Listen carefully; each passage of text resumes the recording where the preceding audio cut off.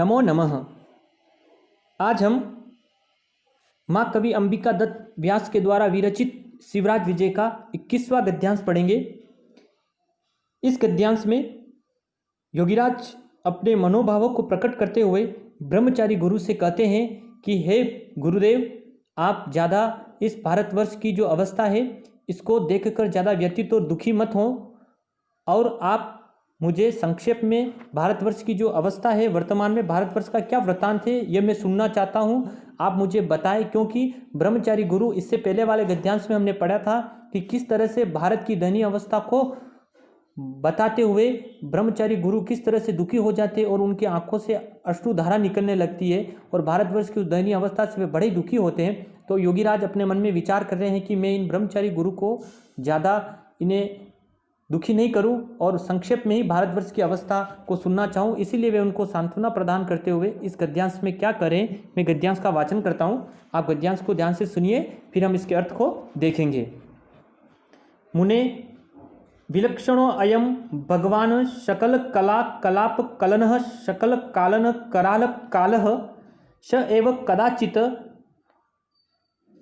पयः पुरपुरितानि अकुपार तलानी मरुकृति सिंह व्याघ्र बलुक गंडक फेरु शश सहस्त्र व्यापतानि अर्याणि जनिपदी करोति मंदिर प्रासाद हम्र्य संघाटक चत्वर उद्यान तडाग गोमष्ट्यानि नगर्यानि च कानिनी करोति निरीक्षतां कदाचित् अस्मिन् एव भारते वर्षे यायजुके राजसु आदि यज्ञा व्यवाजिषत कदाचित् इहेव वर्ष वाता आतप हिम सहानि तपांसि अतापिशतः संप्रति तु मलेच्छः गावो हन्यते वेदा विर्धयन्ते श्रमत्य श्रमध्यन्ते मंदिराणि मधुरीक्रियन्ते सत्यः पातीयन्ते संतश्च संताप्यन्ते सर्वम् एतन् महात्म्य तस्यैव महाकालस्य इति कथं धीरधैर्योऽपि धैर्यं विदुर्यसि शांतिम आकलस्य याति संक्षेपेण कथय यवन राज्य वृत्तांतम न जाने किमत्या अनावश्यकम अपि शुश्रूषते मे हृदयम इति कथयता तूषणीम अवस्थते। योगीराज ब्रह्मचारी गुरु से कह रहे हैं, मुने यानी हे मुनि, हे मुनिवर, विलक्षणो अयम भगवान सकल कला कलाप कलन सकल कालन कराल कालः। क्या करे? विलक्षणो अयम भगवान, यानी भगवान बड़े ही विलक्षण हैं और सकल कला कलाप कलन यानी वे संपूर्ण कलाओं के निर्माता तथा सभी के क्या है? सकल कालन कराल काल, और सभी के क्या है? वे संहारक है। कौन है? भगवान महाकाल। कराल कालः यानी जो भगवान महाकाल है वह क्या है? बड़े ही विलक्षण है। ये काल शब्द जो आया है वो महाकाल के लिए आया, भगवान महाकाल शिव के लिए आया है, ठीक है ना। इसीलिए कह रहे हैं कि विलक्षणो अयम यानी वे बड़े ही विलक्षण है। कौन? भगवान, यानी भगवान काल, यानी भगवान जो महाकाल है वे बड़े ही विलक्षण है, क्योंकि वे सकल कला कलाप कलन यानी निर्माता है। किसके? सकल कला कलाप यानी वे संपूर्ण कलाओं के निर्माता हैं तथा सकल कालन कराल और सभी के संहारक है। यहाँ पर सृष्टि के विनाश और सृष्टि की उत्पत्ति के संदर्भ में बता रहे हैं कि यह जो सारी सृष्टि का जो निर्माता है तथा सृष्टि का जो संहार करने वाले हैं वे सारे ही भगवान शिव है, क्योंकि शिव हमारे जो है वह सत्व रज और तम तीनों गुणों से युक्त माने गए। भगवान शिव की जो आराधना है वह सत्व रज और तम तीनों गुणों के सम्मिश्रण से ही उनको माना जाता है। इसी संदर्भ में वह कह रहे हैं कि विलक्षणो अयम भगवान यानी वे बड़े ही विलक्षण है। भगवान काल यानी भगवान काल यानी महाकाल, क्योंकि वे सकल कला कलाप कलन, क्योंकि वे संपूर्ण कलाओं के निर्माता तथा सकल कालन कराल काल तथा वे सभी के संहारक हैं। इस कारण से हमें ज़्यादा व्यतीत नहीं होना चाहिए। भगवान महाकाल के संदर्भ में बता रहे हैं। आगे क्या कह रहे? स एव कदाचित यानी वे कभी यानी किसी समय क्या करते हैं भगवान महाकाल? पयः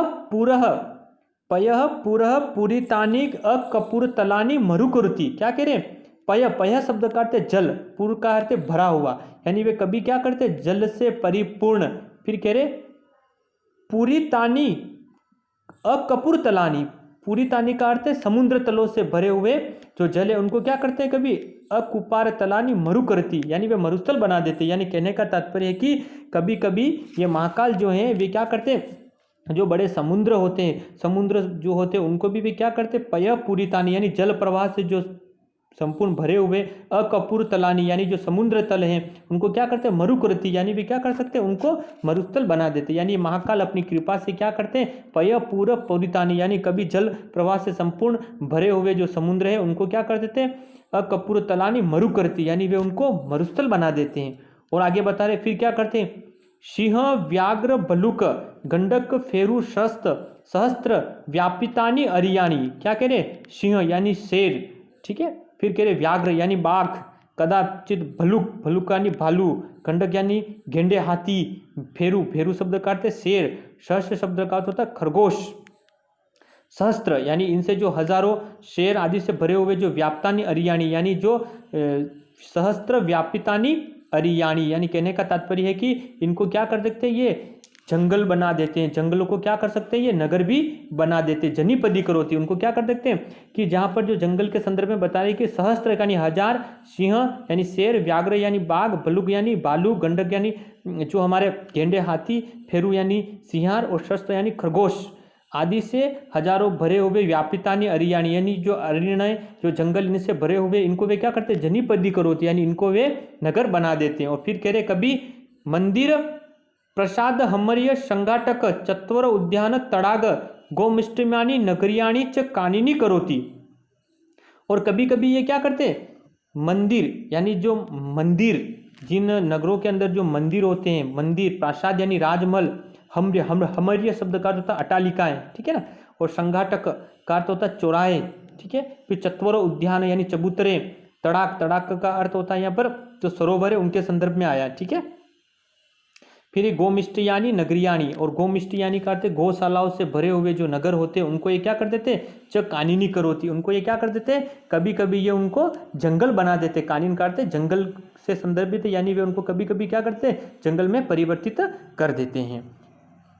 तो ये महादेव की कृपा ही रहती है कि कभी कभी जो महादेव होते हैं वे क्या करते हैं कि मंदिर, जो मंदिर है हमारे, जो प्रसाद करते जो राजमहल है, हमरे यानी जो अटालिका है, संघाटक यानी जो चौराहे हैं, चबूतरे हैं, चतुर उद्यान और जो हमारे उद्यान है, तड़ाग का अर्थ है जो हमारे सरोवर है, गोमष्टमानी यानी जो हमारे गौशालाओं से भरे हुए नगरानी जो नगर है, कानूनी करोती यानी उनको वे क्या करते हैं, जंगल बना देते। फिर आगे कह रहे निरीक्षताम यानी आप निरीक्षण करिए, देखिए, क्या देखिए, भारतवर्ष की पूर्व अवस्था के संदर्भ में बता रहे योगीराज कह रहे कि कदाचिद अश्विन एवं भारतवर्ष यानी याजुजके राजस्व आदि यज्ञ विवाजितशत, क्या कह रहे, कदाचित अश्विन एवं यानी कभी किसी समय इस भारतवर्ष यानी इस भारतवर्ष में याजुयुके यानी यायुजुके का अर्थ यागिकों ने, यज्ञ करने वाले यागिक यानी यागिकों ने क्या किए, राजस्व आदि यज्ञ यानी राजस्व आदि यज्ञ विवाजित यानी आदि यज्ञ किए थे। और कदाचित इहेव और किसी समय यानी कभी यहाँ पर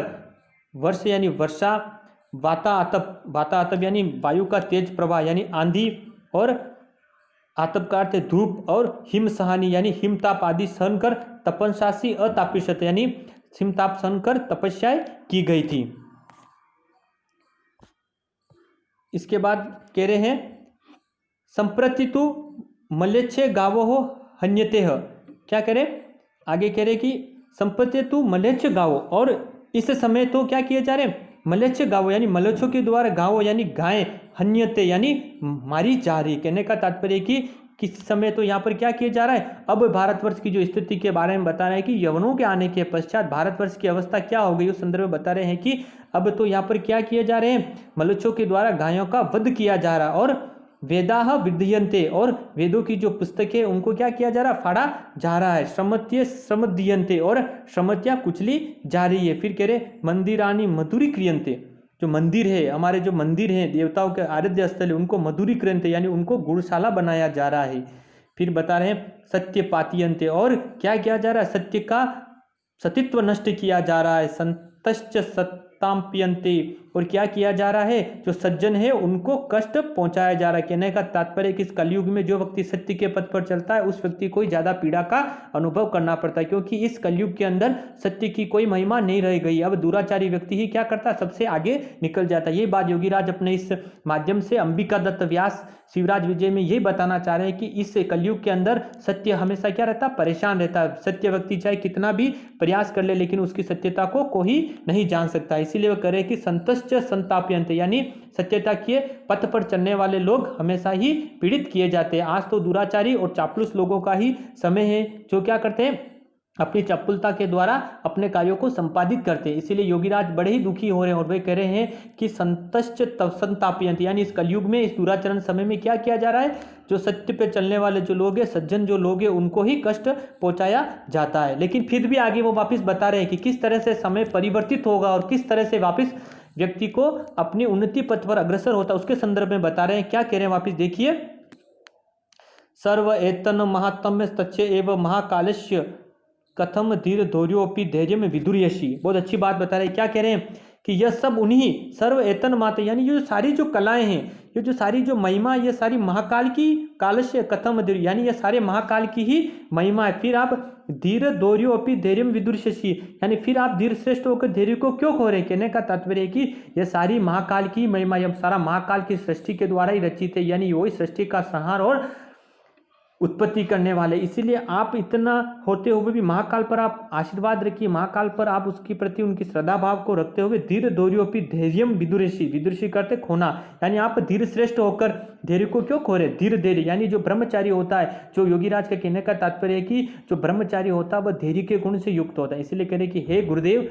आप महाकाल की महिमा ही है, इसीलिए आप धीर श्रेष्ठ होकर धैर्य को मत खोइए, क्योंकि ब्रह्मचारी गुरु का सबसे पहला जो गुण होता है धैर्य होता है, वह धैर्यशाली होता है। उसके चाहे ऊपर कितना ही उनको कष्ट पहुंचाया जाए, लेकिन ब्रह्मचारी जो गुरु होते हैं, जो गुरुदेव होते हैं, वो कभी भी उसका प्रतिकार नहीं करते। ये सज्जनों की सबसे बड़ी विशेषता होती है। इसीलिए योगीराज ये बताना चाह रहे हैं कि हे योगीराज, आप घबराइए मत ब्रह्मचारी गुरु, और आप ये सब महाकाल की महिमा है, इसीलिए आप धीर धौर्योपि धैर्यम विदुर्यसी, इसीलिए आप धीर श्रेष्ठ होकर धैर्य को मत खोइए। और शांतिम आकलस्य याति संक्षेपेण, और आप क्या करें, शांत चित्त होकर अति संक्षेप में, यानी बड़े ही सरल शब्दों में आप मुझे क्या करें, कथय यवन राज्य वृत्तांतम, यानी आप मुझे यवन राज्य के वृत्तांत को बताइए। कहने का तात्पर्य है कि आप शांतिचित होकर बड़े ही संक्षेप में आप मुझे यवन राज्य के वृत्तांत को बताइए कि यवनों के आने के पश्चात भारत की क्या अवस्था हो गई, उसके संदर्भ आप मुझे बताइए। न जाने कीमत एत्यम अनावश्यकम इति सुश्रुते में हृदयम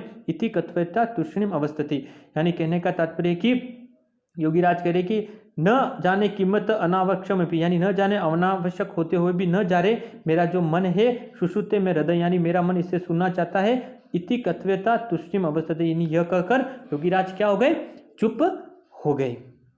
इसमें योगीराज ब्रह्मचारी गुरु को बड़ी सांत्वना पूर्वक बातों के बता रहे हैं कि हे ब्रह्मचारी गुरु, ये जो सारी सृष्टि की उत्पत्ति और विनाश है वो सारा महाकाल के द्वारा ही किया जाता है, भगवान शिव के द्वारा ही किया जाता है। तो आप इसमें ज़्यादा हमें व्यतीत नहीं होने। महाकाल की अगर कृपा रहती है तो कभी वो नगरों को जंगल और जंगल को नगर बना देते, कभी कभी क्या करते हैं, यह सारी सृष्टि का संहार और विनाश वो महाकाल के हाथों में ही रहता है। फिर भी आप मुझे बड़े ही संक्षेप में इस भारतवर्ष की अवस्था को बताइए कि यवनों के आने के पश्चात भारतवर्ष की क्या स्थिति रह गई, तो आप मुझे उस अवस्था के संदर्भ में बताइए ताकि मैं जान पाऊँ कि भारतवर्ष की इस समय क्या अवस्था। इस तरह से योगीराज के चुप हो जाते हैं। एक बार गद्यांश को पुनः देख लेते हैं। क्या कह रहे हैं कि मुने, यानी हे मुने, विलक्षणो अयम भगवान सकल कला कलाप कलन सकल कालन कराल काल, यानी विलक्षण अनम, यानी बड़े ही विलक्षण है। कौन? भगवान काल, यानी भगवान जो काल है, जो महाकाल है, बड़े ही विलक्षण है। सकल कला कलाप कलन, यानी वे संपूर्ण कलाओं के निर्माता तथा सकल कालन कराल, यानी सभी के संहारक हैं।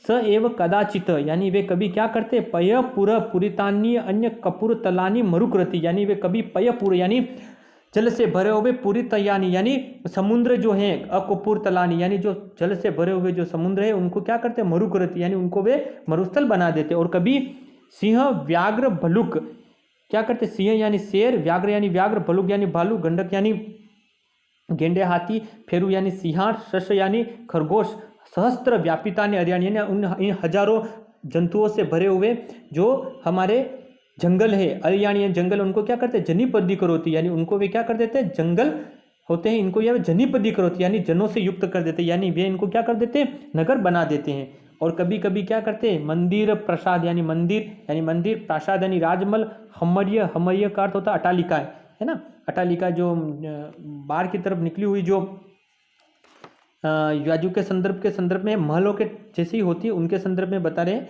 कि जो अटालिकाएं होती है उनके संदर्भ में है। और इसके बाद आगे कह रहे हैं श्रृंगाटक यानी जो चौराहे हैं, और चत्वारम यानी जो चबूतरे हैं, उद्यान यानी जो हमारे उद्यान हैं, बगीचे हैं, तड़ाग यानी जो सरोवर हैं, गोमष्ट यानी गौशालाओं से भरे हुए नगरा यानी जो नगर है, च कानूनी करोते उनको वे क्या कर देते हैं, कालीन यानी उनको वे जंगल बना देते। फिर देखिए निरीक्षताम यानी निरीक्षण करिए, कदाचित अस्मिन एव यानी कभी इस भारतवर्ष पर, भारत के पहले की अवस्था को बता रहे कि भारतवर्ष से यायजुके राजस्व आदि यज्ञ विवाजित से, यानी कभी इस भारतवर्ष पर याज्ञिकों ने क्या किया, राजस्व आदि यज्ञ किए थे। कदाचिद यह वर्ष वाता आतप हिम सहानी तपंसासी अतापिशत, यानी कभी इस भारतवर्ष पर वर्षा वाता है ना, वर्षा और वाता आतप यानी वायु का बड़ा ही प्रभाव, यानी आंधी, हिम यानी जो धूप, और हिम सहानी तपंस यानी और हिमताप आदि सहन कर क्या किया, अतापिशत यानी तपस्या की गई थी। संप्रति यानी परंतु अब क्या किया जा रहा, मलेच्छ गावो हन्यते यानी अब मलेच्छों के द्वारा गायें मारी जा रही है। वेदाहा विद्यन्ते और जो वेद हैं उनको फाड़ा जा रहा है। श्रमत्य श्रमध्यन्ते और हमारी जो श्रमतिया है उनको क्या किया जा रहा है, कुचला जा रहा है। मंदिरानी मधुर क्रियंती और जो मंदिर है उनको घूरशाला बनाया जा रहा है। और सतीत्व का सत्य पात्यंते और सत्यत्व का जो सत्य है उनका सतीत्व को नष्ट किया जा रहा है। संतश्च संतापयंते और सज्जनों को बड़ा ही कष्ट पहुंचाया जा रहा है। सर्व एतन महात्म्य तस्य महाकालशिति कथम धीर धैर्योपि धैर्यम विदुषति, यानी ये सब महाकाल का ही महिमा है। आप धीर श्रेष्ठ होकर क्यों धैर्य को खोते हैं। अतः आप शांतिम आकलस्य याति संक्षेपण, अतः आप शांत चित्त होकर क्या कहे, अति संक्षेप में कथय यवन राज के वृत्तांत को आप हमें कहिए। न जाने यानी न जाने क्यों, किम अतम अनावश्यकम अपि यानी अनावश्यक समझते हुए यानी अनावश्यक होते हुए भी, सुश्रुते में हृदय यानी मेरा हृदय इसको सुनना चाहता है। इति कथयता तुष्णिम अवस्थते यानी यह कहकर योगीराज चुप हो जाते हैं। इस तरह से इस वाले जो गद्यांश में इसमें महाकाल को सर्वसम्मत और विलक्षण बताया गया, वहीं सृष्टि में संपूर्ण कार्यकलापों का जो प्रयोक्ता है, अधिष्ठदाता है, वह महाकाल को ही बताया गया है।